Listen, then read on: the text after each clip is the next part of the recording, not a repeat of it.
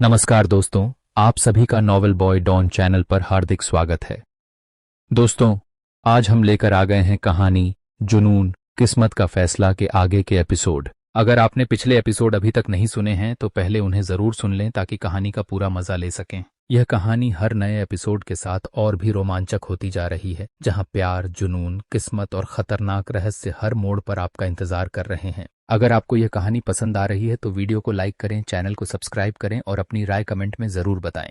इस कहानी के आगे के सभी एपिसोड आपको हमारे चैनल की प्लेलिस्ट में मिल जाएंगे। और अगर आप पूरी कहानी बिना इंतजार किए सबसे पहले सुनना चाहते हैं तो हमारे टेलीग्राम चैनल को जरूर ज्वाइन करें। वहां आपको इस कहानी की पेड मेंबरशिप और डायरेक्ट एपिसोड्स उपलब्ध हैं। अधिक जानकारी के लिए हमें टेलीग्राम पर डायरेक्ट मैसेज करें। तो बिना किसी देरी के आइए शुरू करते हैं जुनून किस्मत का फैसला के आज के शानदार एपिसोड। महारानी सा किसी की जान भी ले ले, हुक्म तो भी उन्हें न रोके, ये तो फिर बहुत छोटी बात है। राजस्थान, निर्वाणा पैलेस। नीना को जान से मारने का कहकर आतिश अंदर बढ़ गया। आतिश के जाने के बाद युग ने एक गहरी सांस ली। उसने अपने गाल पर अपना हाथ रखा। उसके गाल पर उंगलियों के निशान लाल हो गए थे। उसे नीना और अयान पर बहुत गुस्सा आ रहा था। अगर उसका बस चलता तो वो दोनों को ही अभी मार देता। सालों बाद उसने आतिश के हाथ का थप्पड़ खाया था, वो भी बिना किसी गलती के। उसे मालूम हो रहा था कि अगर एक थप्पड़ और पड़ता तो शायद उसका जबड़ा ही बाहर आ जाता। उसने अपने जबड़े को सीधा किया, फिर अपना सिर झटक कर वहां से चला गया। रूही अपने कमरे में थी। उसकी अभी अभी चांदनी जी से बात हुई थी। रूही ने आतिश के फ़ोन को टेबल पर रखा। उसका फ़ोन भी वही पास में चार्जर पर लगा था। उसने जब कहा उसके कुछ मिनट बाद ही इसका चार्जर उसके हाथ में था। रूही कमरे से बाहर जाने लगी तो उसका फ़ोन रिंग करने लगा। रूही बाहर न जाकर अंदर बढ़ गई। उसने अपना फ़ोन उठाया, उस पर रुद्री का कॉल आया था। रूही ने रुद्री का कॉल उठाया और कान पर लगाते हुए कहा, हेलो।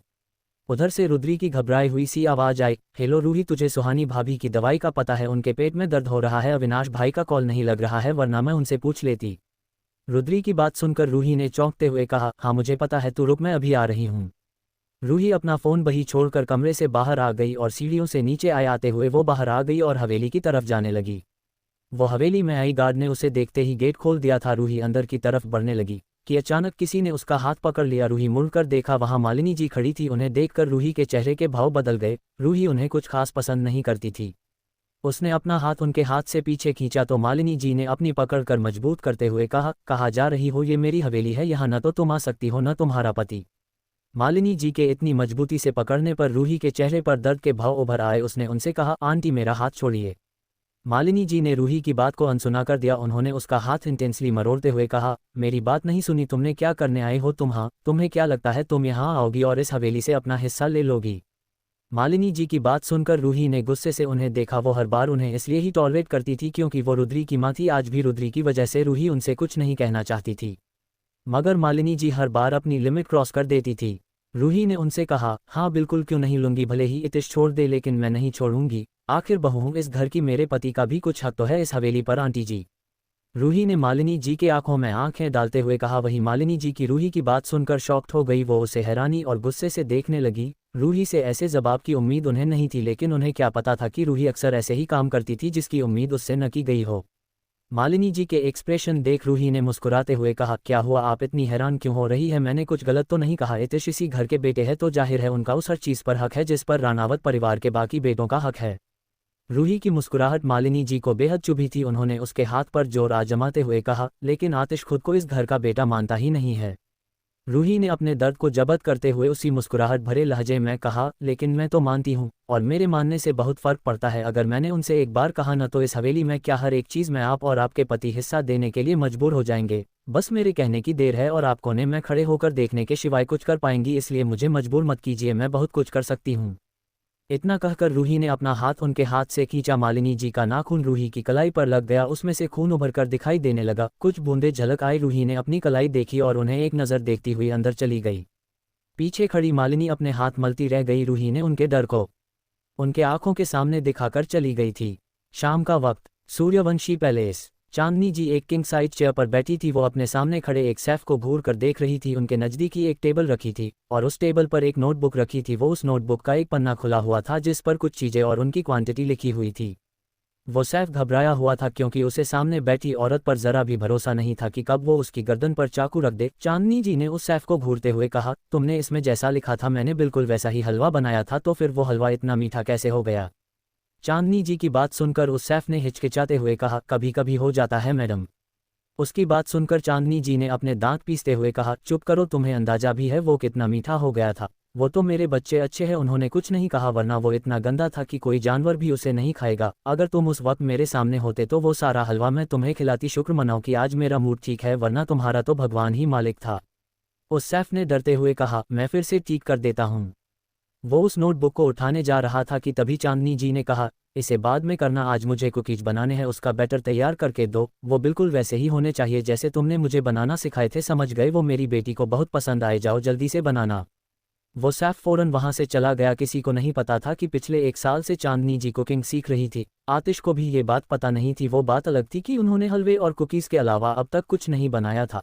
हालांकि उस दिन कुकीज का बैटर उनके रेसिपी के हिसाब से किसी और ने तैयार किया था, उन्होंने तो सिर्फ बेक किया था। चून की रूही के सामने वो अपना इंप्रेशन खराब नहीं करना चाहती थी, इसलिए उन्होंने रूही को नहीं बताया कि ये उन्होंने नहीं बनाया था। वैसे भी उनके हिसाब से तो वो कुकीज उन्होंने ही बनाई थी, आखिर बेक करना भी तो बड़ा काम है।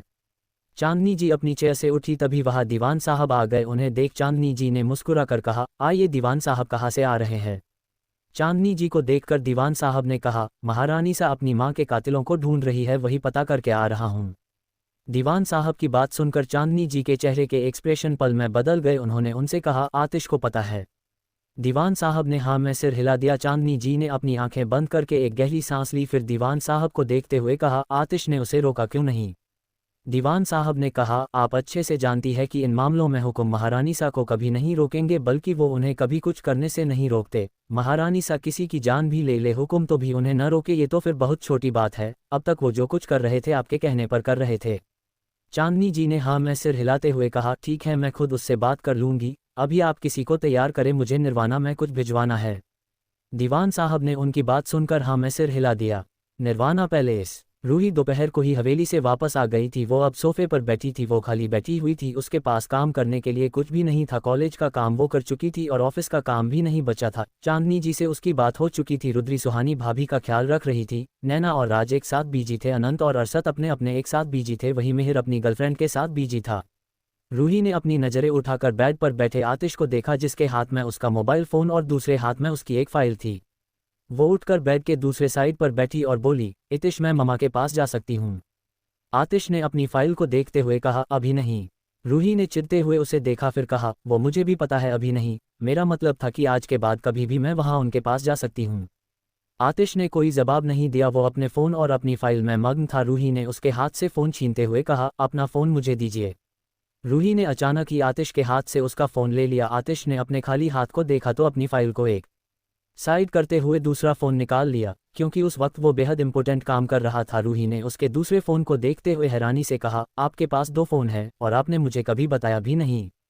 ये वही फ़ोन था जिसे आतिश ने रूही से छुपा कर रखता था, क्योंकि इस फ़ोन में चांदनी जी का नंबर सेव था और चूंकि पहले रूही जानती नहीं थी, इसलिए आतिश ने इस फ़ोन को छुपा कर रखा था। मगर अब इसे छुपा कर रखने की कोई वजह नहीं थी। रूही ने उसे भी आतिश के हाथ से छीनते हुए कहा, पहले मेरी बात तो सुन लीजिए। आतिश ने रूही को देखा और कहा, मेरा फ़ोन दो, मैं काम कर रहा हूँ। रूही ने अपने दोनों कंधे उचकाकर कहा, नहीं दूंगी, पहले मेरे सवाल का जवाब दीजिए। ये दूसरा फ़ोन क्यों लिया है आपने? कहीं मुझसे फिर कुछ छुपा तो नहीं रहे हैं न? रूही ने फ़ोन को देखते हुए आतिश से पूछा। दोनों फ़ोन एक जैसे थे, कभी अगर गलती से एक्सचेंज हो जाए तो पता भी न चले। रूही ने उस दूसरे फ़ोन को खोला तो सामने स्क्रीन पर एक बच्ची की फ़ोटो थी, शायद वो कोई न्यूबॉर्न बेबी थी। उसे देखकर रूही को याद आया कि उसने आतिश के दूसरे फ़ोन में भी खोलते ही स्क्रीन पर यही फ़ोटो देखी थी, लेकिन ये कौन था वो जानती नहीं थी। उसे देखकर रूही के मन में कई सवाल खड़े हो गए। रूही ने आतिश को उसके वॉलपेपर का फ़ोटो दिखाते हुए कहा, इतिश, ये किसका बच्चा है और इसकी फ़ोटो आपके पास क्या कर रही है? ये है कौन? रूही की बात सुनकर आतिश रूही को देखने लगा। उसने एक हल्की नज़र भी उस फ़ोटो पर नहीं डाली थी। ये बच्ची वही तो थी। आतिश बहुत ही पुराने वक्त से 2 फ़ोन यूज़ करता था। उसके फ़ोन में ये फ़ोटो चांदनी जी ने ही सेट की थी। जिसका पता आतिश को बाद में चला था, वो अलग बात थी कि उस वक्त न पसंद होते हुए भी वो इस तस्वीर को हटा नहीं पाया था। और अब उसे आदत हो चुकी थी, इसलिए उसने आज तक इसे हटाने का ख्याल अपने दिमाग में नहीं लाया। रूही खुद को ही पहचान नहीं पा रही थी, क्योंकि ये फ़ोटो शायद उस वक्त की थी जब वो पैदा हुई थी। आतिश के पास उसका दूसरा फ़ोटो भी था जो कि रूही ने देखा। वो उसके पैदा होने से लगभग 1 साल बाद का था, इसलिए उसे तो रूही ने पहचान लिया था, मगर ये वो नहीं पहचान पा रही थी। उसने आतिश को देखा, वो उसके जवाब के इंतज़ार में उसे देख रही थी। आतिश ने उसे देखा, फिर अपना हाथ आगे बढ़ाते हुए कहा, फ़ोन दो। रूही ने झट से अपना हाथ पीछे खींच लिया और कहा, बिल्कुल नहीं, फ़ोन लेने की क्या ज़रूरत है। आतिश ने नम सिर हिलाया और अपना टैब उठा लिया। वो इस वक्त काम में बिजी था और उसे ख़त्म करना जरूरी था, इसलिए उसने रूही के सवाल को इग्नोर कर दिया। रूही उसके टैब को देख चिढ़ गई। उसने फ़ोन को अपने साइड टेबल पर रखा, फिर टैब को भी छीन लिया। इस बार आतिश को पहले ही पता था, मगर उसने ऐसा होने दिया कि कहीं रूही इन सब में खुद को चोट न लगा ले। उसे टैब के छीनने से ज़्यादा उसके चोट लगने से प्रॉब्लम थी, इसलिए उसने कोई जोर आजमाइश नहीं की थी और करता भी नहीं था जब तक जरूरी न हो। आतिश ने रूही को देखा और कहा, क्या चाहिए तुम्हें। रूही ने उससे कहा, सब कुछ। आतिश ने अपनी एक आईब्रो उठाकर उसे देखा और कहा, वाकई। रूही ने हाँ में सिर हिला दिया। वो उसके लैपटॉप की बात कर रही थी, लेकिन आतिश कुछ और ही कह रहा था जिसके बारे में रूही को नहीं पता था। आतिश ने कुछ पल उसे देखा, फिर उसकी कमर में हाथ डालकर उसे अपने करीब करते हुए कहा, तो ले लो। रूही ने पहले तो उसके खींचने पर हैरान रह गई। वो उसके हाथ की तरफ देखने लगी। एक ही हाथ से उसने उसे अपने करीब खींच लिया, लेकिन अगले ही पल उसकी बात सुनकर वो उसका चेहरा देखने लगी। उसने आतिश की तरफ अपना चेहरा घुमाया तो उसे एक पीछे होना पड़ा, क्योंकि आतिश का चेहरा उसके चेहरे के कुछ ज़्यादा ही नज़दीक था। आतिश को उसका दूर होना बिल्कुल पसंद नहीं आया। उसकी सुनहरी आंखें कुछ गहरी हो गई। उसने रूही की पीठ पर अपना हाथ रखते हुए उसे और भी नज़दीक कर लिया। उस वजह से रूही के दोनों हाथ जो आतिश के कंधे पर रखे हुए थे वो अब उसकी शर्ट को अपनी मुट्ठी में भरकर रह गए। रूही का चेहरा आतिश के चेहरे के बिल्कुल सामने और पास था। आतिश की गर्म सांसें रूही को अपने चेहरे पर महसूस हो रही थी। आतिश ने रूही के चेहरे को देखते हुए धीमी और इंटेंस आवाज में कहा, जो लेना चाहती हो ले लो, मैं तुम्हें न नहीं कहूँगा, फिर बदले में मुझे जो चाहिए उससे तुम इनकार नहीं करोगी।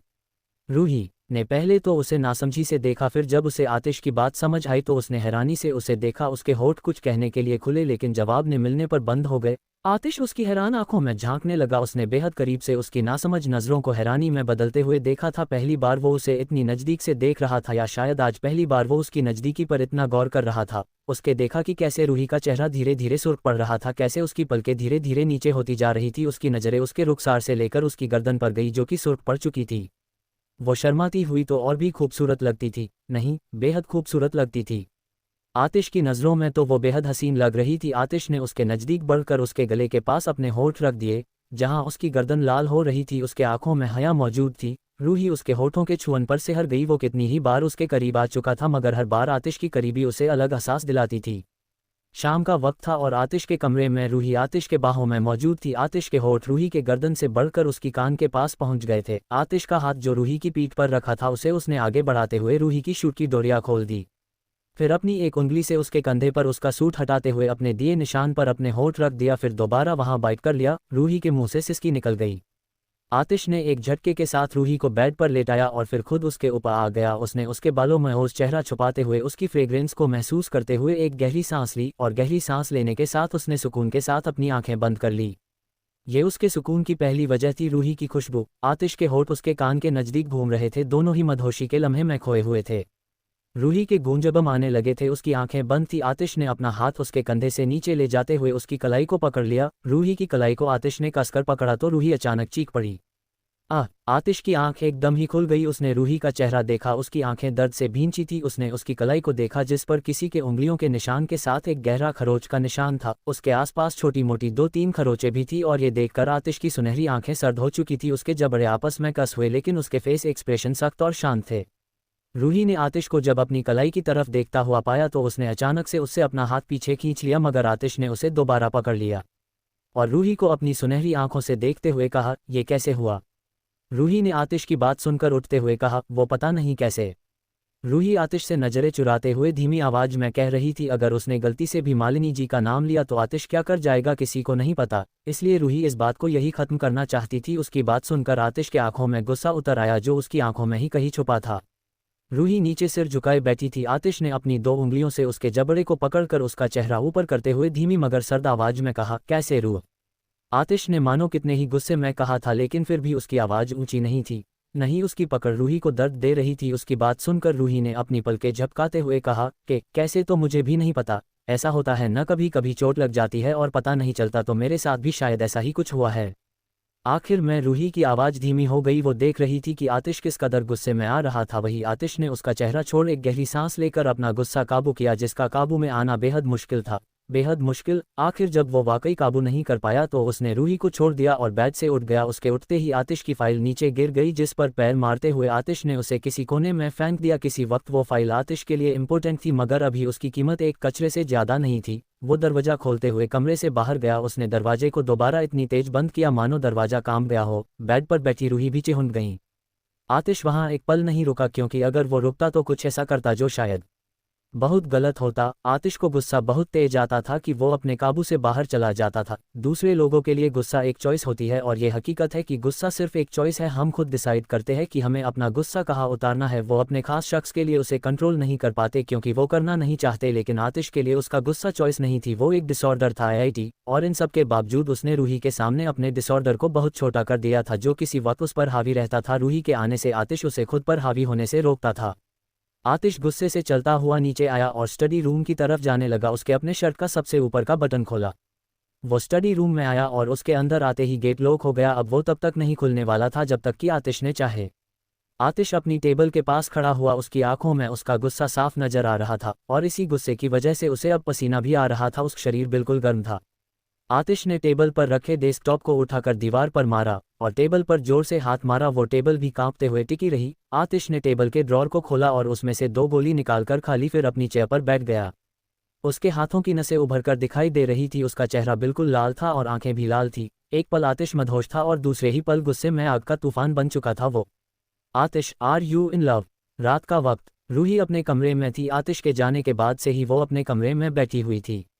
उसके हाथ में उसकी एक मैगजीन थी जिसके पन्ने पलटते हुए वो दरवाजे की तरफ देख रही थी। वो सोच रही थी कि आतिश वापस आएगा, मगर आतिश जब से गया तब से आया ही नहीं था। रूही सोफे पर बैठी थी। मैगजीन तो सिर्फ नाम मात्र के लिए उसके पास थी। उसने अब तक उस मैगजीन का एक लफ्ज भी नहीं पढ़ा था और न ही उस मैगजीन को एक नज़र देखा था।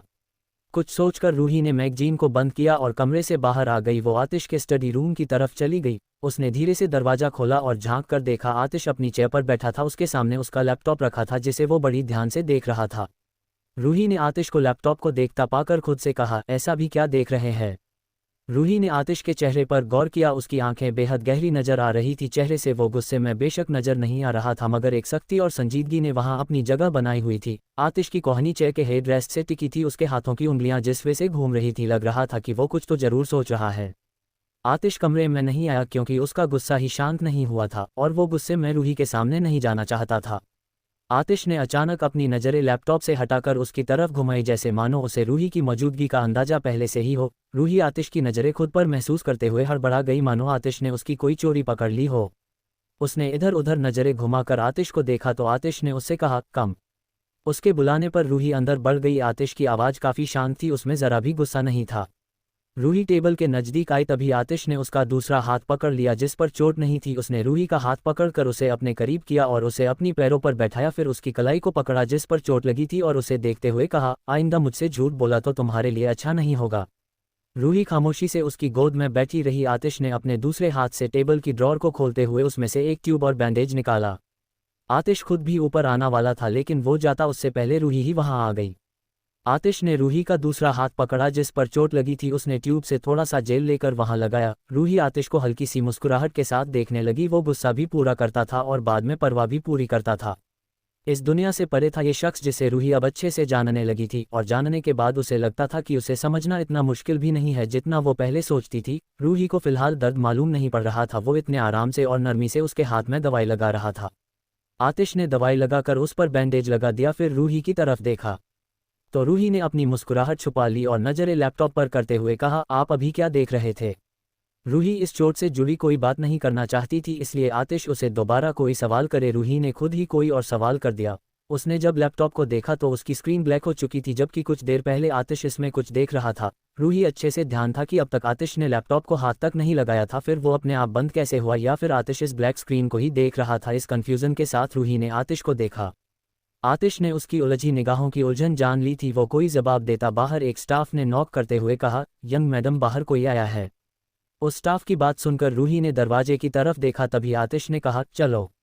रूही उसकी बात सुनकर उठ खड़ी हो गई। आतिश भी अपनी चेयर से उठ गया। रूही आगे चल रही थी और आतिश लैपटॉप को बंद करते हुए उसके पीछे चलने लगा। रूही का सवाल अब सवाल ही रह गया।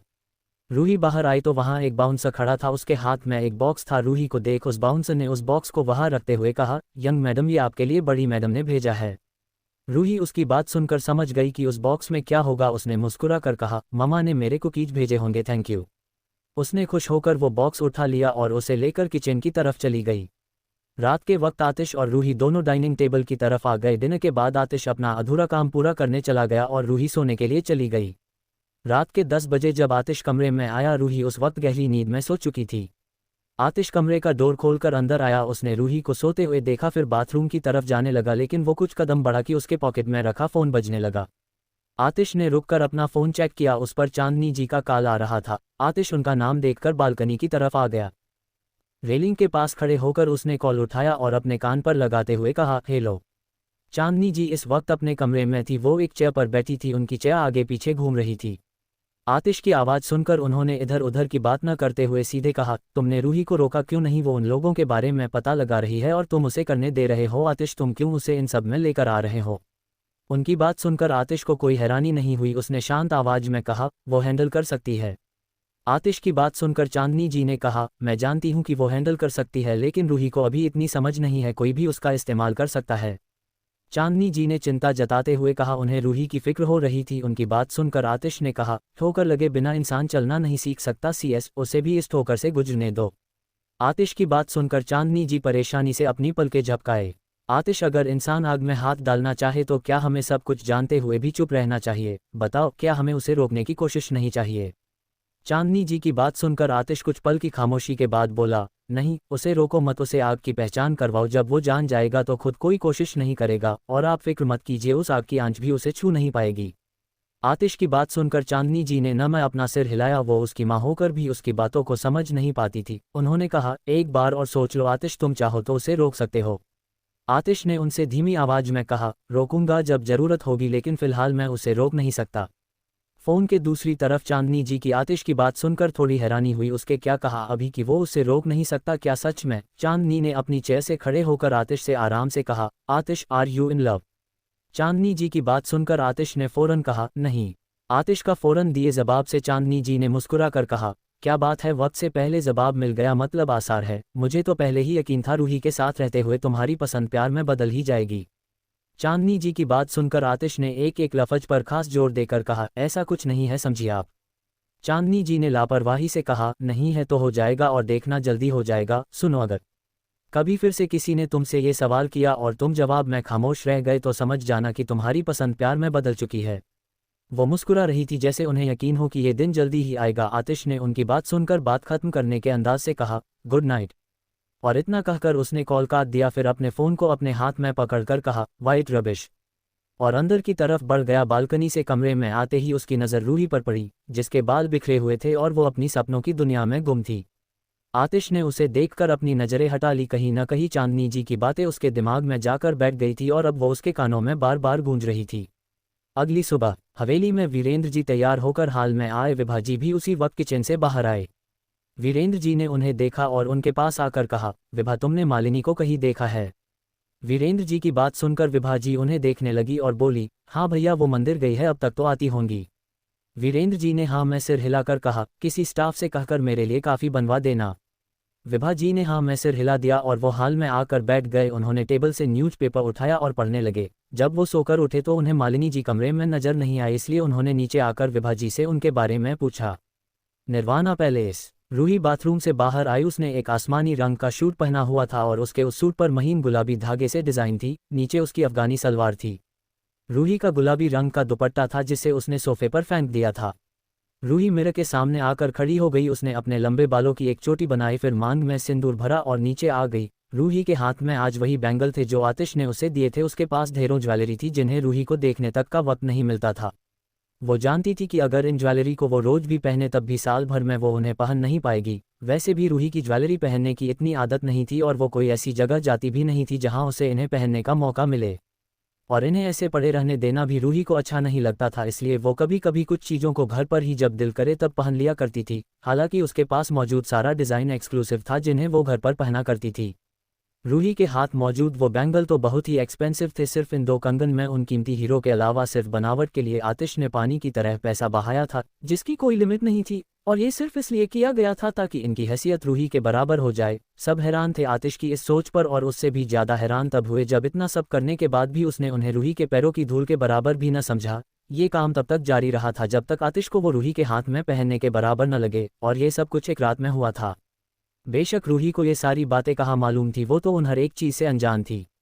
रूही नीचे आ गई, उसके हाथ में कंगन उसके हाथों की शोभा बढ़ा रहे थे, या शायद रूही के हाथ में पहनने से उनकी शोभा बढ़ गई थी। वो हाल में आया आतिश नीचे सोफे पर बैठा हुआ था, उसके हाथ में एक कॉफ़ी का कप था और दूसरे हाथ में उसका टैब। रूही उसके नज़दीक आकर मुस्कुर कर बोली, गुड मॉर्निंग। आतिश ने अपनी टैब से नज़रें हटाकर रूही को देखा और कुछ पल उसे देखते रहने के बाद उससे कहा, गुड मॉर्निंग। उसने कप और टैब को टेबल पर रखा, फिर रूही का हाथ पकड़ा और उसे ठीक अपने बराबर में बैठा दिया। रूही ठीक से बैठकर उसे देखने लगी। आतिश उसकी कलाई को देखने लगा। रूही का बैंडेज तो भीगकर छूट चुका था। कल आतिश ने आधी रात के बीच उसकी बैंडेज की थी, और इन सब के बावजूद वो मानता था कि उसे रूही से प्यार नहीं था। दवाई का असर नजर आ रहा था, वहाँ काफ़ी आराम था। आतिश ने रूही को देखते हुए कहा, दर्द है? रूही ने नम सिर हिलाकर कहा, बिल्कुल नहीं है, कल से बहुत आराम है। आतिश ने हाँ में सिर हिलाया। उसे अब तसल्ली हुई, वरना देखने के बाद भी जब तक उसने खुद रूही के मुंह से न सुन लिया उसे तसल्ली नहीं मिली थी। तभी एक स्टाफ वहां फर्स्ट एड बॉक्स लेकर आया। इसी बीच आतिश के फ़ोन पर किसी का कॉल आने लगा।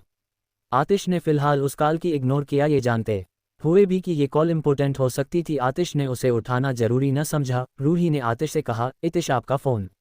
आतिश ने उसके चोट पर दवाई लगाते हुए आराम से कहा, बाद में ले लूँगा, और उसकी बैंडेज करने लगा। रूही ने कुछ नहीं कहा क्योंकि कुछ कहकर कोई फ़ायदा नहीं था। जब रूही की बैंडेज हो गई तब आतिश ने अपने फ़ोन पर ध्यान दिया था।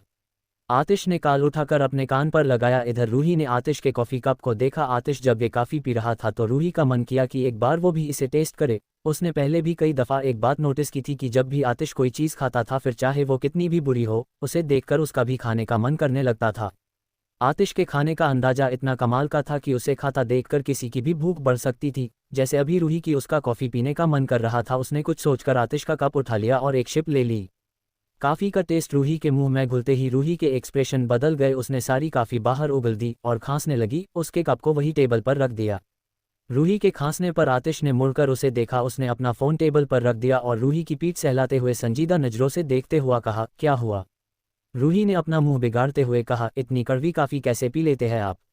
आतिश ने अपने कप की तरफ देखा, फिर रूही की तरफ देखते हुए कहा, तुमने कॉफ़ी पी थी? रूही ने हाँ में सिर हिला दिया। उसे रह रहकर झुरझुरी सी हो रही थी। उसका टेस्ट मानो रूही के मुंह से जा ही नहीं रहा हो। आतिश ने स्टाफ को देखकर कहा, कुछ मीठा लेकर आओ। फिर रूही की तरफ मुड़कर कहा, रिलैक्स, पहली बार पी है इसलिए टेस्ट खराब लग रहा है। रूही ने अजीब सा चेहरा बनाते हुए कहा, इतनी कड़वी कॉफ़ी कोई बनाता ही क्यों है? मेरा पूरा टेस्ट खराब हो गया और आप तो उसे ऐसे पी रहे थे जैसे ये कितनी टेस्टी होगी। यूँ कितना खराब टेस्ट है इसका। रूही की बात सुनकर आतिश कुछ न कह पाया। ये बेशक कड़वी थी मगर हेल्दी थी। आतिश लगभग रोज ही इसे लेता था इसलिए उसकी आदत में थी, मगर पहली बार इसे कोई पिए तो उसका हाल बिल्कुल वैसा ही होता था जैसा रूही का अभी हो रहा था। स्टाफ भी जल्द ही वहाँ काजू कतली की एक प्लेट लेकर आ गई। आतिश उसमें से उठाते हुए बोला, इसे खाओ।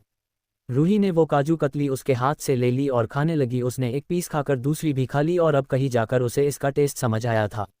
वो तीसरा उठाने वाली थी। आतिश ने उसका हाथ पकड़ते हुए कहा, इट्स डन।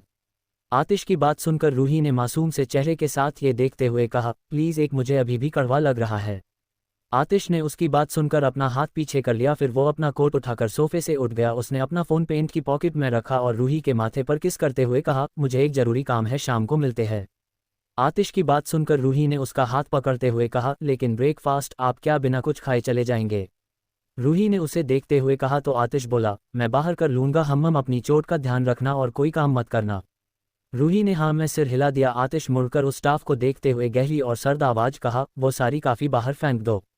उस स्टाफ ने हाँ में सिर हिला दिया। रूही आतिश को देखने लगी, मगर वो चुका था। उसके जाने के बाद रूही ने उस स्टाफ से कहा, कोई ज़रूरत नहीं है सारी काफ़ी बाहर फेंकने की, और उस प्लेट को उठाने लगी तो उस स्टाफ ने जल्दी से आगे बढ़कर प्लेट को उठाते हुए कहा, मैं कर लूँगी यंग मैडम, आप चलकर ब्रेकफास्ट कर ले। रूही ने जो कि प्लेट उठाने के लिए झुकी ही थी, वो उस स्टाफ की जल्दबाजी पर उसे देखने लगी मानो कि किसी ने उसके सिर पर बंदूक तान रखी हो। वो लोग आतिश से डरते थे, ये बात रूही को समझ आती थी, मगर इतना डरते थे ये बात रूही को समझ नहीं आती थी। आतिश की मौजूदगी उन्हें कांपने पर मजबूर कर देती थी, जिसके पीछे की वजह रूही को कभी समझ नहीं आई। रूही डाइनिंग टेबल की तरफ आ गई। वो ब्रेकफास्ट करके चेयर से उठी, तभी उसके पास किसी का कॉल आया। रूही ने अपना फ़ोन देखा, उसकी स्क्रीन पर अनंत का नाम शो हो रहा था। रूही ने मुस्कुराकर उसका फ़ोन उठा लिया और कहा, हेलो, सुबह सुबह कॉल क्यों किया? उधर से अनंत की धीमी आवाज़ उसके कान में आई। उसने रूही से कहा, रूही, यहाँ गड़बड़ हो गई है, मालिनी आंटी कहीं गायब हो गई है, वो सुबह मंदिर गई थी तब से घर नहीं लौटी। अनंत की बात सुनकर रूही शॉक्ड हो गई। उसने कहा, क्या? उधर हवेली में रुद्री का रोकर बुरा हाल था। आलोक उन्हें ढूंढने निकला था और घर पर वीरेंद्र जी, तपिश जी परेशान थे। दादाजी वो उस वक्त हवेली में नहीं थे। वो कहाँ थे ये किसी को नहीं पता था क्योंकि वो खुद सुबह कहीं निकला चुके थे। साइको आतिश, मालिनी जी का डर, जेरियल की तबीयत। सुबह का वक्त, जयपुर शहर के बंजर इलाके में एक बिल्डिंग थी जो कि कहीं कहीं से जर्जर थी। उस बिल्डिंग के अंदर एक कमरे में जो कि हाल जैसा बड़ा था, वहां एक औरत चेयर पर बैठी चिल्ला रही थी। उसके दोनों हाथ चेयर से बंधे थे। पीली और लाल रंग की साड़ी में कीमती ज्वेलरी से लिपटी वो औरत किसी अच्छे घर की नजर आ रही थी। उसकी चीखती आवाज उस कमरे से बाहर नहीं जा रही थी। वहां जगह जगह बाउंसर खड़े थे। उस कमरे से बाहर भी बाउंसर खड़े हुए थे। इसी बीच कुछ गाड़ियां उस कमरे में आकर रुकी और उस गाड़ी से एक शख्स बाहर आया और उस बिल्डिंग के अंदर जाने लगा। जब वो कमरे में पहुंचा तो उसके कदमों की आवाज से उस औरत ने चीखना बंद कर दिया। वो डर के मारे कांप रही थी। वो उस कदमों की आवाज की तरफ देखने लगी। उसे अब तक ये नहीं पता था कि आखिर उसे यहाँ क्यों लाया गया था। उस शख्स के पीछे 2-4 और लोग भी आ रहे था। उस औरत ने उस शख्स को देखते हुए कहा, कौन हो तुम? अंधेरे में उस शख्स का चेहरा साफ नजर नहीं आ रहा था, मगर उसकी मौजूदगी में उस कमरे में अजीब सी वाइब्स आने लगी थी। वहां का माहौल डरावना और खतरनाक हो चुका था। वो शख्स थोड़ा और उस औरत के करीब आया तो उसका चेहरा, अब उस शख्स का चेहरा उस औरत के आंखों में साफ हो गया। वो औरत हैरानी से अपनी आंखें फैलाते हुए बोली, आ। उस औरत की आवाज अटक गई। वो शख्स उसके सामने चेयर पर आकर बैठा जिसे अभी अभी एक बाउंसर ने रखा था। वो उस औरत के सामने बैठते हुए उसकी अधूरे लफ्ज को पूरा करते हुए बोला, आतिश। अभी अभी जो शख्स यहाँ आया वो आतिश था। वो उस औरत को अपनी सुनहरी नजरों से देखने लगा जो बेहद तीखी चुभती सी नजर थी। उस औरत ने आतिश की तरफ देखते हुए डर से गहरी सांस लेते हुए कहा, ये सब क्या है? तुम मुझे यहाँ क्यों लेकर आए हो आतिश? एक बाउंसर ने वहां एक टेबल रखी और दूसरा बाउंसर वहां एक बॉक्स लेकर आया जिसे उसने उस टेबल पर रख दिया। आतिश ने उस बॉक्स को खोलते हुए कहा, कुछ तो किया होगा तुमने मालिनी रानावत, याद करो क्या किया था कल। एक क्लिक की आवाज से वो बॉक्स खुल गया था। मालिनी जी की नज़र उस बॉक्स पर चली गई और अंदर रखा सामान देखकर उनकी आंखें डर से फैल गई। उससे भी ज्यादा हैरान वो आतिश की बातों से हुई थी। उन्होंने वो गहरी गहरी सांसें ले रही थी। उन्होंने अपनी कांपती नजरें उसकी तरफ घुमाई। आतिश ने एक कटर निकाला। उसने उसे अपने हाथ में पकड़कर अच्छे से चलाकर देखा, मगर वो उसे कुछ बेहतर नहीं लगा, इसलिए उसने दूसरा कटर निकाला और उसे भी चलाकर देखा। फिर उस कटर को बाहर निकाल कर बॉक्स को बंद कर दिया। वो बॉक्स काफ़ी बड़ा था और उसमें तरह तरह के कटर थे जो ठोकने पीटने के काम आते थे। न जाने आतिश इनसे क्या करने वाला था। मालिनी जी ने आतिश के हाथ में उस कटर को देख खौफजदा होते हुए कहा, ये क्या कर रहे हो तुम? देखो आतिश, कोई बात है तो हम मिलकर शॉर्ट आउट कर लेंगे। बी आर फैमिली आतिश। मालिनी जी ने गिड़गिड़ाते हुए आतिश को देखा तो आतिश ने उनके आखिरी लफ्जों पर अपनी तिरछी नज़रों से देखते हुए कहा, रियली। उसकी नज़रें बेहद तीखी और कुछ अलग ही थी, जैसे किसी साइको की तरह। इस वक्त मालिनी जी को सामने बैठा शख्स एक पागल साइको नजर आ रहा था। वो बेहद डरी हुई थी। डर से उनका पूरा शरीर कांप रहा था।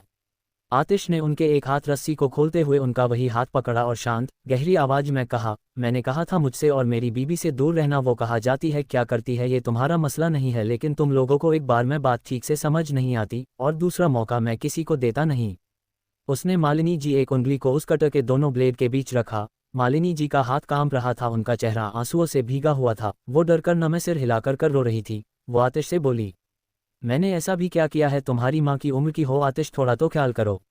उद्धरण चिन्ह। उनकी बात सुनकर आतिश के चेहरे पर तिरछी मुस्कुराहट आ गई। ख्याल, और वो भी इन लोगों का कभी नहीं। आतिश तो इनकी लाश का ख्याल न करे, अभी तो फिर भी जिंदा थी।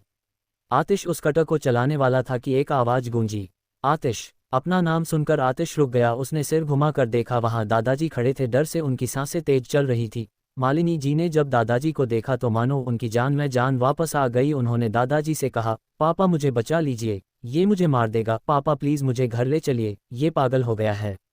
दादाजी ने आतिश के पास आकर कहा, आतिश पीछे हटो। बात क्या है? तुम मालिनी के साथ ये क्या कर रहे हो? दादाजी की बात सुनकर आतिश ने अपना हाथ पीछे नहीं किया। उसने दादाजी से कहा, आपकी बहू के हाथ बहुत चलते हैं, उन्हें कायदे में रखना सिखा रहा हूँ, खासकर मेरी बीबी के सामने। दादाजी आतिश की बात सुनकर समझ गए कि जरूर मालिनी जी ने रूही के साथ कुछ किया है, इसलिए आतिश इतने गुस्से में है। दादाजी ने कहा, आतिश मैं समझाऊंगा मालिनी को, तुम उसे छोड़ दो। दादाजी की बात सुनकर आतिश ने लापरवाह अंदाज में कहा, समझा देना, लेकिन उससे पहले जो ये कर चुकी है उसकी सजा तो ले लेने दीजिए।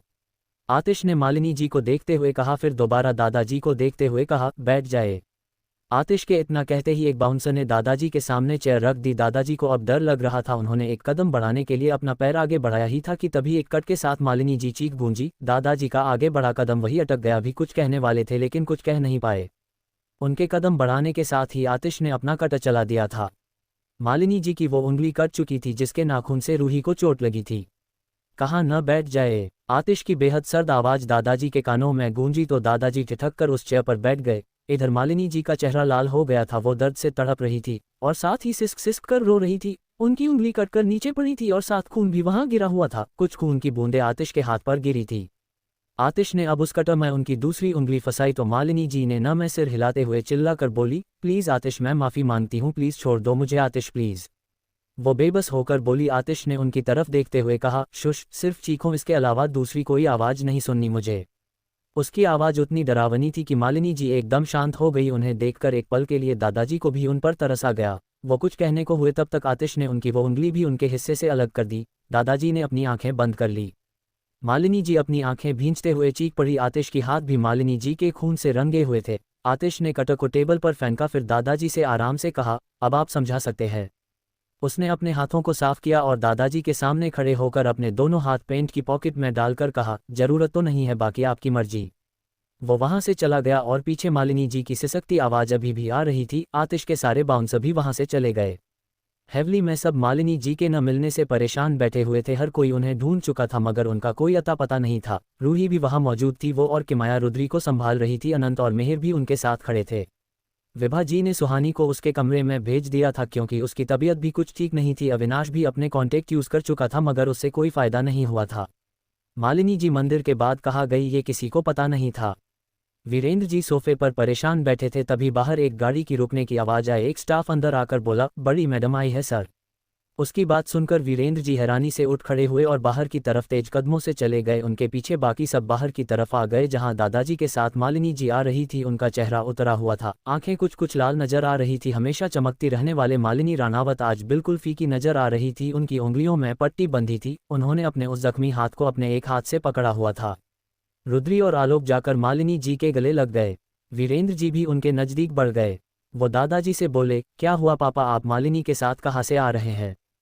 फिर उन्होंने मालिनी जी से कहा, और तुम कहाँ चली गई थी? जानती हो तुम्हारे लिए मैं कितना परेशान हो गया था। सुबह बिना किसी को बताए चली गई। तुम गई कहाँ थी?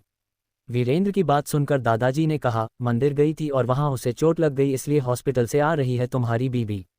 दादाजी की बात सुनकर सब परेशान हो गए। रुद्री ने कहा, मॉम आप ठीक तो है ना? आलोक ने उनकी उंगलियां को देखते हुए कहा, मॉम आप अपना ध्यान रखा करे प्लीज।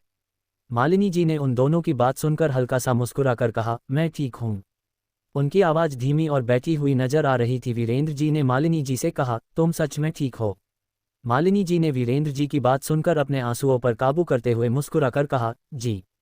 दादाजी मालिनी की हालत समझ रहे थे। उन्होंने वीरेंद्र जी से कहा, वीरेंद्र अपनी बीबी को अंदर ले जाओ और उसे आराम करने दो। वीरेंद्र जी ने हाँ में सिर हिलाकर कहा, जी मगर पापा आप भी मालिनी के साथ मंदिर गए थे? वीरेंद्र की बात सुनकर दादाजी ने कहा, नहीं मैं बाद में गया था। वीरेंद्र जी ने समझने वाले अंदाज में अपना सिर हिला दिया। मालिनी जी की नज़र रूही पर चली गई और उन्होंने फौरन ही उससे अपनी नज़रें उससे हटा ली और दादाजी को एक नज़र देख वीरेंद्र जी के साथ अंदर चली गई। कुछ देर पहले जब दादाजी मालिनी जी को हवेली लेकर आए थे तब उन्होंने मालिनी जी से कहा था कि मैं जानता हूं कि तुमने जरूर कुछ न कुछ किया है जिसके बदले में आतिश ने तुम्हारा ये हाल किया। हर बार समझाया तुम लोगों को कि उससे मत उलझो लेकिन तुम लोगों को मेरी बातें मजाक लगती थी। अब देख लिया अपनी लापरवाही का नतीजा। खैर अब जो हो चुका है उसे जाने दो। आगे से ध्यान रखना, अभी किसी को भी घर में पता नहीं चलना चाहिए कि तुम्हारी ये हालत आतिश की वजह से हुई है वरना हालात और ख़राब हो जाएंगे। वीरेंद्र या किसी से भी कुछ मत कहना। मालिनी जी के सामने खड़े दादाजी उन्हें समझा रहे थे। मालिनी जी अपना हाथ पकड़े आंखों में आंसू लिए सर झुकाए खड़ी थी। इस वक्त आतिश के नाम से भी उनके रोंगटे खड़े हो जा रहे थे। दादाजी की बात सुनकर वो सिर्फ हाँ मैं अपना सिर हिला पाई थी। रूही ने मालिनी जी को देखकर चैन की सांस ली। वो अब अंदर न जाकर निर्वाणा की तरफ जाने लगी। तभी दादाजी ने रूही को रोकते हुए कहा, रूही बेटा तुम कहाँ जा रही हो? कुछ देर और रुक जाओ। दादाजी की बात सुनकर रूही ने उन्हें देखकर मुस्कुराते हुए कहा, नहीं दादू थोड़ा सा काम है इसलिए अभी जाना होगा। रूही ने अपने बाल पीछे करने के लिए अपना हाथ ऊपर उठाया। दादाजी जो रूही को एक मुस्कुराहट के साथ देख रहे थे उनकी नज़र रूही के कलाई पर बनी खरोचों पर चली गई। दादाजी की मुस्कुराहट गायब हो गई। उन्होंने रूही से कहा, बेटा ये चोट कैसे आई तुम्हें? रूही ने अपनी खरोच को देखते हुए दादाजी से कहा, कुछ दादू बस ऐसे ही लग गई थी, अब ठीक है। अच्छा अब मैं चलती हूँ। दादाजी ने खामोशी से मुस्कुराकर उसके सिर पर हाथ रख दिया। रूही वहां से चली गई और दादाजी उसे देखने लगे। उन्होंने खुद से कहा, तो इसलिए आतिश ने सिर्फ इतनी से खरोच के लिए उसने मालिनी की उंगलियां काट दी। ये सोचते हुए न जाने क्यों दादाजी आंखों में डर का एक साया छूकर गुजर गया। न जाने क्या सोचकर वो घबरा गए थे। उन्होंने अपनी छड़ी को मजबूती से पकड़ते हुए कहा, राणावत परिवार के वंश को कहीं राणावत परिवार का वंश ही बर्बाद न कर दे, कुछ करना होगा। वो वहां से अंदर चले गए। इस खानदान को उन्होंने अपने खून पसीने से अलग मुकाम पर खड़ा किया था। उसे बर्बाद होते वो नहीं देखना चाहते थे। उन्हें डर था कि कहीं उनका ही पोता उनके ही खानदान के बर्बादी की वजह न बन जाए। वो बर्बादी जिसे रोकने के लिए सालों से वो इतनी मेहनत कर रहे थे। आतिश जब कभी वीरेंद्र जी या मालिनी जी पर निशाना साधता था तो उनका ये डर और भी बढ़ जाता था। इसलिए वो चाहते थे कि मालिनी जी और वीरेंद्र जी आतिश के मामलों से दूर रहे।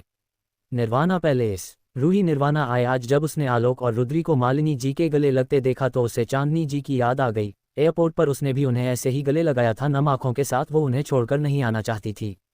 उसे अपनी माँ की भी याद आई थी, लेकिन पहली बार वो अपनी माँ को मुस्कुराते हुए याद कर रही थी। रूही कुछ सोचकर पैलेस के दूसरी तरफ आ गई जहाँ जेरियल और लियोना रहते थे। रूही अंदर आई तो लियोना उठकर उसके पास आ गई। वो खुशी से रूही से मिली, लेकिन जेरियल आज वो चुपचाप बैठा हुआ था, जबकि ऐसा कभी नहीं होता था। रूही जेरियल के पास आए और उसके सिर पर हाथ रखकर बोली, जेरियल क्या हुआ, तुम मुझसे नाराज हो? जेरियल ने नमे सिर हिला दिया तो रूही ने उलझन से उसे देखते हुए कहा, तो क्या बात है? उसने देखा कि जेरियल बहुत सुस्त नजर आ रहा था। वो आज बाकी दिनों के मुकाबले आलसी भी नजर आ रहा था। तभी वहां इन्हें संभालने वाला केयरटेकर आ गया। रूही ने उस केयरटेकर को देखकर नासमझी से पूछा, कहा, जेरियल को हुआ वो ठीक तो है? तो उस केयरटेकर ने सिर झुकाकर कहा, यंग मैडम जेरियल की तबीयत खराब हो गई थी।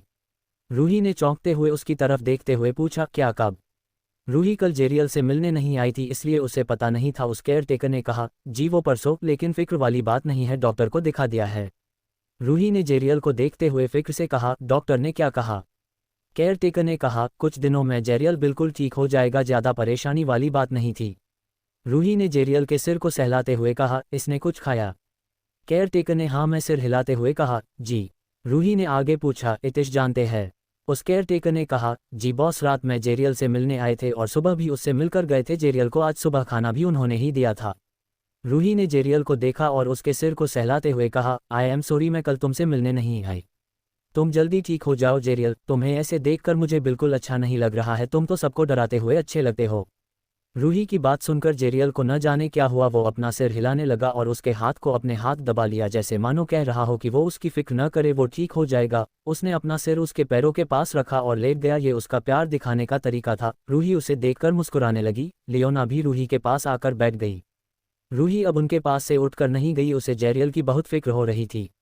रात का वक्त। रूही ने आज पूरा दिन जेरियल के साथ ही गुजारा था। शाम के वक्त ही वो वहां से अपने कमरे की तरफ गई थी। जेरियल लियोना के बीच बहुत अच्छा बॉन्ड बन चुका था। वो खुद भी रूही को अपनी माँ ही मानते थे। रूही के लिए उनका बिहेवियर बहुत आतिश से बहुत अलग था। वो आतिश से ज्यादा रूही से अटैच हो चुके थे। रूही उनके साथ बहुत अलग बिहेव रखती थी, जैसे मानो वो उन्हें जानवर न समझकर अपनी तरह एक इंसान समझती हो। हालांकि आतिश ने उनकी ट्रेनिंग भी ऐसे की थी कि वो किसी इंसान से भी ज्यादा इंटेलिजेंट थे। ऐसा नहीं था कि आतिश उनका ध्यान नहीं रखता था, वो भी उनकी सहूलियत का पूरा ख्याल रखता आया था। लेकिन वो उसी की तरह इमोशनलेस बन चुके थे। जैसे आतिश रोबोट की तरह अपनी जिंदगी जीता था, वैसे ही ये दोनों भी किसी रोबोट की तरह थे। मगर रूही के आने के बाद से सब कुछ बदल गया था। जेरियल और लियोना अब फील करने लगे थे। उन्हें समझ आया था कि वो अब तक कितनी बोरिंग जिंदगी जी रहे थे। वो प्यार समझने लगे थे। कहीं ना कहीं आतिश के अंदर भी इमोशन की कमी पूरी हो चुकी थी, लेकिन वो मान नहीं रहा था। रूही अपने कमरे में थी। वो बालकनी में बैठी एक बुक पढ़ रही थी। इसी बीच नीचे आतिश की कार निर्वाणा में आकर पार्किंग की तरफ रुकी। रूही ने गाड़ियों की आवाज़ सुनी तो वो रेलिंग के पास जाकर खड़ी हो गई। उसने देखा कार से आतिश बाहर आ रहा था और वो बिना किसी को देखे पैलेस की तरफ बढ़ गया। रूही उसे देखकर मुस्कुरा दी। उसने बुक को टेबल पर रखा और वही खड़े होकर अपने लंबे बालों का जुड़ा बनाने लगी। आतिश भी कमरे में आ चुका था। रूही बालकनी से अंदर बढ़ गई। उसने अपनी बुक को टेबल पर रखा और आतिश से कहा, जेरियल की तबीयत खराब थी और आपने मुझे बताया नहीं। रूही की बात सुनकर आतिश, जो कि अपना कोट उतार कर सोफे पर रख चुका था, उसने रूही को देखा और कहा, तुम मिलाई उससे? रूही उसकी तरफ बढ़ते हुए उस छोटे से स्टूल पर जो कि वही रखा था उस पर चढ़कर आतिश की टाई निकालते हुए बोली, जी मिलाई, उसकी इतनी तबीयत खराब थी, आपको मुझे बताना चाहिए था। आतिश ने प्यार से उसकी जुल्फों को पीछे करते हुए कहा, ताकि तुम परेशान हो जाती। रूही ने उसकी टाई निकालकर उसे घूर कर देखा, फिर नमे सिर हिलाते हुए वो नीचे उतर कर बोली, फ्रेश हो जाए फिर डिनर करते हैं। आतिश ने उसकी कलाई को देखा और कहा, हम्म। फिर वो उसके माथे पर किस करते हुए बाथरूम में चला गया। रूही मुस्कुराकर नीचे आ गई।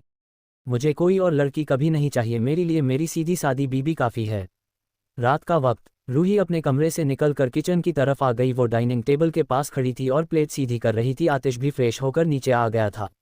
वो अपनी चेयर पर आकर बैठ गया। रूही भी उसके आने के बाद अपनी चेयर पर बैठ गई। उन दोनों का डिनर पूरा हुआ। आतिश रूही से कहकर स्टडी रूम में चला गया और रूही अपने कमरे में चली गई। रात के 12 बजे आतिश कमरे में आया। उसने चारों तरफ कमरे में अपनी नज़र घुमाई। रूही आज वहां नहीं थी, पूरा कमरा खाली था। आतिश ने अपने हाथ में पहनी वॉच में टाइम देखा। रात के 12 बजे हुए थे। इतने वक्त तक तो रूही सो जाती थी, मगर आज वो जग रही थी। आतिश बालकनी की तरफ आया। रूही रेलिंग के पास खड़ी थी। उसने नाइट सूट पहना हुआ था जिसमें शर्ट और लोवर था। वो रेलिंग के पास खड़े होकर सामने देख रही थी। वो सोने के लिए लेटी, मगर उसे नींद नहीं आई, इसीलिए वो उठकर बालकनी में आ गई और लगभग 1 घंटे से वो यही खड़ी थी। उसके दोनों हाथ रेलिंग पर रखे थे, तभी उसे अपने कमर के पास किसी के हाथ लिपटे हुए महसूस हुए। रूही अपनी सोच से बाहर आई। उसने सिर घुमाकर पीछे देखा। आतिश उसे पकड़े खड़ा था। रूही के पीछे देखने पर आतिश ने भी अपनी नज़रें उसकी तरफ घुमाई। रूही की पीठ आतिश के सीने से चिपकी हुई थी। आतिश ने भी उसे अपने करीब खींच लिया था। रूही के हाथ तो रेलिंग से छूट गए थे, मगर आतिश का एक हाथ रेलिंग पर रखा था और दूसरा हाथ रूही की कमर पर रखा था। रूही ने उससे कहा, आपका काम खत्म हो गया। आतिश ने रूही से कहा, 12 बज गए हैं रूह। आतिश की बात सुनकर रूही ने चौंकते हुए कहा, क्या 12 बज गए इतनी जल्दी? रूही की बात सुनकर आतिश ने मुस्कुराकर उसके कंधे पर अपने होंठ रखते हुए कहा, टाइम अपने हिसाब से चलता है, हमारे हिसाब से नहीं रूह। रूही ने आतिश को देखते हुए मुंह बनाकर कहा, पता है। फिर वो सामने देखने लगी। कुछ पल तक वो दोनों खामोश रहे और ऐसे ही एक दूसरे की बाहों में खड़े सामने देखते रहे। रूही ने अपना सिर आतिश के सीने पर रखा था। रूही ने सामने देखते हुए कहा, इतिश आपने मुझे पहचाना कैसे? मतलब हम तो कभी मिले ही नहीं थे। रूही की बात सुनकर आतिश ने उससे कहा, मेरे पास तुम्हारी फोटो थी। रूही ने अपना सिर घुमाकर उसे देखते हुए कहा, ममा आपको मेरी फोटो भेजती थी? आतिश ने हाँ में सिर हिला दिया। रूही ने अब दोबारा अपना चेहरा सामने कर लिया और कहा, इतिश हम कहीं बाहर चले, कहीं दूर, सिर्फ मैं, आप और ममा, और हाँ जेरियल और लियोना भी, मुझे ममा की बहुत याद आती है, हम चलेंगे ना? उसने अपना चेहरा आतिश की तरफ करते हुए उससे पूछा तो आतिश ने कहा, हम चलेंगे कभी। उसका कभी सुन रूही ने उसे अपनी घूरती आंखों से देखते हुए कहा, कभी क्यों, अभी क्यों नहीं? आतिश ने रूही को देखा जो उसे घूर कर देख रही थी। उसने रूही से कहा, मुझे एक इम्पोर्टेंट काम है। आतिश की बात सुनकर रूही ने उससे कहा, काम तो हमेशा ही होगा, आज भी और कल भी, वैसे भी कल किसने देखा है, क्या पता कल मैं यहाँ न रहूं तो। आतिश ने रूही को देखते हुए कहा, तुम यहाँ से कहाँ जाओगी? आतिश की बात सुनकर रूही ने अपनी अटकलें लगाते हुए कहा, कहीं भी, मेरा मतलब किसी काम से कभी मुझे दूर जाना पड़ सकता है। रूही की बात सुनकर आतिश ने उसकी गर्दन में अपना चेहरा छुपाते हुए कहा, हम तो चली जाना। रूही उसकी गर्म सांसें अपनी गर्दन पर महसूस करते हुए थोड़ा कसमसा गई, लेकिन उसकी बात सुनकर वो उसे अपनी तिरछी नज़रों से देखने लगी। फिर बोली, अगर मैं बहुत दूर चली गई तो आतिश ने उसके गर्दन पर अपने होंठ रखते हुए कहा, हम। उसकी हाँ सुनकर रूही मुस्कुराने लगी। फिर सामने देखते हुए बोली, रहने दीजिए, अगर एक दिन के लिए भी मेरी आवाज़ अपने कानों में नहीं पहुंची ना तो पागल हो जाएंगे आप। रूही की बात सुनकर आतिश ने उसे घुमाकर अपनी तरफ किया और उसे अपने करीब खींचते हुए कहा, ऐसा कभी नहीं होगा, तुम जहां जाओगी तुम्हें वापस ले आऊंगा। रूही उसके अचानक खींचने पर पहले तो चौंक गई, फिर उसकी बात सुनकर उसने उससे कहा, और अगर मैं ऐसी जगह चली गई जहां से वापस नहीं आ पाई तो? रूही ने अपनी आंखों के इशारे से उससे पूछा। आतिश ने उसकी आंखों में देखते हुए धीमी आवाज में कहा, जो होगा नहीं उसके बारे में सोचना नहीं चाहिए। उसके जवाब पर रूही ने उसके गले में हाथ डालते हुए कहा, मिस्टर रानावत, आप फ्यूचर देख कर नहीं आए हैं, आपको नहीं पता कि आगे क्या होने वाला है। आप मेरी किस्मत पर हक जमा सकते हैं लेकिन उसे कंट्रोल नहीं कर सकते। मगर चलिए, मैं आपसे एक वादा करती हूँ, मैं कहीं भी जाऊंगी लेकिन आपको कभी नहीं भूलूंगी। रूही की बात सुनकर आतिश ने उसके हाथों को अपने गले से हटाते हुए कहा, जस्ट शट अप। फिर वो वहां से अंदर जाने लगा। जाते जाते उसने रूही को देखते हुए कहा, बेवकूफ़। रूही उसके मुंह से खुद के लिए बेवकूफ़ सुनकर हैरानी से उसे देखने लगी। वो उसके पीछे आए। आतिश बेड के पास खड़ा था। उसने अपना फ़ोन टेबल पर रखा, फिर अपनी वॉच उतारने लगा। रूही ने आतिश के नज़दीक आकर कहा, आपने मुझे बेवकूफ़ कहा, क्या मैं आपको बेवकूफ़ लगती हूँ सीरियसली? आतिश ने रूही को देखा और कहा, हाँ। रूही उसे देखती रह गई। उसे लगा कि आतिश उसे कहेगा कि उसने ऐसा नहीं कहा, लेकिन वो तो मान रहा था। रूही ने कुछ पल उसे घूर कर देखा, फिर कहा, अगर इतनी बेवकूफ़ थी तो मुझसे शादी क्यों की? उस वक्त तो आप खुद आए थे मेरे पीछे पीछे मुझसे शादी करने के लिए। रूही ने शदीद चीढ़कर आतिश से कहा। आतिश का उसे बेवकूफ़ कहना रूही को बुरी तरह सुलगा गया और उस पर उसका ये कबूल करना कि उसके उसे बेवकूफ़ कहा था रूही की सुलगते दिल पर पेट्रोल छिड़कने का काम कर गया। रूही बेड पर बैठ गई। आतिश ने उसकी बात सुनकर बड़े आराम के साथ जवाब दिया, सोचता हूँ रूही जो उससे मुंह फेर कर बैठी हुई थी वो उसकी बात सुनकर उसे देखने लगी। उसकी आंखों में हैरानी साफ तौर पर झलक रही थी। उसे जरा भी अंदाजा था कि उसकी बातें रूही को किस कदर चिढ़ा चुकी थी। रूही ने गुस्से से उससे कहा, सोचिए और आराम से सोचिए, शादी करते वक्त तो कुछ नहीं सोचा, अब 1 महीने बाद सोचेंगे कि शादी क्यों की। शुक्र करे कि एक सीधी सादी बीबी मिल गई आपको, वरना जैसा आपका गुस्सा है उस हिसाब से तो कोई लड़की अगर एक दिन आपके पास रुक जाए तो बहुत है। रूही ने चीड़ और गुस्से में आतिश को देखते हुए अपनी बात को खत्म किया। वही आतिश आराम से रूही की बात सुन रहा था, मानो वो गुस्सा न करके उस पर फूल बरसा रही हो। आज सुबह ही वो मालिनी जी के साथ कितनी बेरहमी से पेश आया था, यहाँ तक उनकी एक बात तक नहीं सुनी थी, लेकिन अब देखो रूही की तीखी तंज बातें उसके कानों में मिश्री घोल रही थी। बचपन से लेकर आज तक उसने सिर्फ एक ही लड़की का गुस्सा उसने बर्दाश्त किया था और वो थी रूही। उसके अलावा वो गुस्से में सबका बाप था। चांदनी जी ने भी कभी उस पर गुस्सा नहीं किया और न ही इरावती ने किया और न ही आतिश ने कभी किसी का गुस्सा बर्दाश्त किया, सिवाय रूही के। रूही गुस्से से घूरते हुए आतिश को देख रही थी। आतिश ने अपनी वॉच को टेबल पर रखा और फिर वो रूही के दोनों तरफ अपना हाथ रख कर उसके चेहरे के नज़दीक बढ़ गया। रूही पीछे की तरफ बैंड हो गई। आतिश के चेहरे के सामने आ जाने पर रूही ने गुस्से से अपना चेहरा घुमा लिया था। उसका चेहरा घुमाना आतिश को बिल्कुल पसंद नहीं आया था। आतिश ने अपने एक हाथ से उसका चेहरा अपने सामने किया और धीमी आवाज में कहा, मुझे कोई और लड़की कभी नहीं चाहिए, मेरे लिए मेरी सीधी सादी बीबी काफ़ी है। रूही जो आतिश को गुस्से से देख रही थी, उसकी बात सुनकर उसका गुस्सा धीरे धीरे कम होने लगा। उसने उसे हल्के फुल्के गुस्से के साथ देखते हुए अपने पैर बिस्तर पर रखे और उसे समेटकर पीछे होते हुए बोली, मुझे आपकी कोई बात नहीं सुननी, गुड नाइट। वो पीछे होकर लेटने लगी, तभी आतिश ने उसका हाथ पकड़कर उसे अपने करीब खींच लिया और उसे बेड पर लेटाकर खुद उसके ऊपर उसकी गर्दन में अपना चेहरा छुपाकर उसके कान में धीमी आवाज में बोला, पहले तुम्हारा गुस्सा तो दूर कर लेने दो। आतिश की धीमी आवाज बेहद इंटेंस थी। रूही धीरे धीरे सहने लगी। उसने आतिश के कंधे पर हाथ रखकर उसे दूर करते हुए अपने कुछ बचे कूचे गुस्से के साथ बोली, मुझे कोई गुस्सा दूर नहीं करवाना। आतिश ने उसकी बात सुनी, मगर जवाब में उसने खामोशी से उसका हाथ अपने कंधे से हटाया और उसकी कलाई को पकड़कर बिस्तर से लगाते हुए उसकी कान के पास अपने होंठ रख दिए और वही उसके कान की लौ को अपने दांतों के बीच रखकर बाइट कर लिया। सस। रूही की सिसकी सुन आतिश ने रूही का चेहरा देखा। रूही का चेहरा सुर्ख गुलाबी था, उसकी आंखें हया के साथ फड़फड़ाती हुई पलके जिसे उसने उठाकर आतिश के बेबाक चेहरे को देखा, फिर उसे कसमसाते हुए कहा, इतिश। आतिश ने उसकी लजरती हुई आंखों को देखकर मुस्कुराते हुए उसके नोज को अपनी नोज टैप से करते हुए कहा, हम। उसने उसकी कलाई को छोड़ उसकी कमर पर हाथ रख दिया। रूही की आवाज़ अब गले से बाहर आना बंद हो गई। आतिश ने नरमी से अपने होंठ रूही के होठों के नज़दीक रखे, फिर धीरे धीरे उसने उसके होठों को अपनी गिरफ्त में ले लिया। रूही ने अपनी आंखें बंद कर ली। आतिश ने अब पूरी तरह रूही को अपने कब्जे में करते हुए आतिश ने उसकी कमर से हाथ हटाकर उसकी कलाई को पकड़ा और रूही की बंधी मुठियां को खोला और उसकी हथेली को अपनी लंबी उंगलियों के बीच फंसा लिया। आतिश का दूसरा हाथ रूही की शर्ट पर था। उसने उसकी शर्ट के सारे बटन खोल दिया थे, जिसमें से कुछ तो टूटकर नीचे गिर गए थे। आतिश ने उसके होठों को छोड़ गले के नज़दीक अपने होठ रखे। रूही कसमसा गई। उसने अपनी आंखें खोल दी। ठीक आतिश ने भी इसी वक्त अपना चेहरा उठाकर देखा। आतिश की सुनहरी आंखें गहरी बेहद इंटेंस थी। रूही को उनमें झांक कर अपनी नज़रें फेरनी पड़ी। आतिश ने उसकी कमर पर अपना हाथ रखा और उसे ऊपर की तरफ ले जाने लगा। उसने झुककर रूही के सीने के पास अपने होठ रख दिए। रूही ने कसकर अपनी आंखें भींच ली और फिर उठकर अपनी टी शर्ट को उतार दिया और वापस रूही को अपनी मजबूत बाहों में पकड़ते हुए दोबारा उसके होठों को अपनी गिरफ्त में ले लिया। रूही भी उसकी किस का रिस्पॉन्स दे रही थी, इसलिए आतिश उसे पैशनेट होकर किस कर रहा था और आतिश का पैशन हर बार की तरह रूही के प्यार पर हावी हो रहा था। रूही का एक हाथ आतिश के कंधे पर रखा था और दूसरा आतिश की हथेली के नीचे दबा था। रूही की आंखें बंद थी। आतिश उसके गर्दन पर अपनी शिद्दत भरे निशान छोड़ने लगा। उसने उसके कंधे पर दिए अपने निशान को देखा, जो कि गहरा था। आतिश ने उस पर अपने होंठ रख दिए। रूही की टी शर्ट उसके शरीर से उतरकर नीचे फ्लोर पर पड़ी हुई थी। आतिश की शिद्दतों से रूही की पलकें गीली हो चुकी थी। आतिश ने आगे हाथ बढ़ाकर लाइट को बंद कर दिया और वो गहराई से रूही को महसूस करने लगा। कमरे में सिर्फ एक पीली लाइट जल रही थी और रूही के आंखों के कोने से आंसू की एक बूंद पिलो में जा समा गई। उसके माथे पर पसीने की बूंदें थी। उन दोनों का शरीर आपस में चिपका हुआ था। उनके बीच हवा गुजरने की जगह मुश्किल से भी नहीं बची थी, क्योंकि आतिश को कोई दूरी मंजूर नहीं थी। रूही की सिसकियां, उसकी मिन्नत भरी आवाज़ इस कमरे में ही अपना दम तोड़ चुकी थी। अगली सुबह के 6 बजे आतिश और रूही अपने कमरे में सोए हुए थे। दोनों एक ब्लैंकेट में लेटे थे। बिस्तर का एक हिस्सा बिल्कुल खाली था और उसके दूसरे हिस्से में रूही आतिश के करीब लेटी हुई थी। उसके कंधे पर एक लाल रंग की पतली स्ट्रैप नजर आ रही थी और उसी स्ट्रैप के नज़दीक लाल निशान भी नजर आ रहे थे। वो लाल निशान जो कल रात आतिश के दिए हुए थे, देखकर ही नजर आ रहा था कि आतिश कल रात कितना पेशेनेट था। रूही का सिर आतिश के सीने पर रखा था और उसका एक हाथ भी आतिश के सीने के ऊपर ही रखा था। आतिश का एक हाथ उसकी कमर पर रखा था, जिससे उसने रूही को अपने करीब समेट कर रखा था।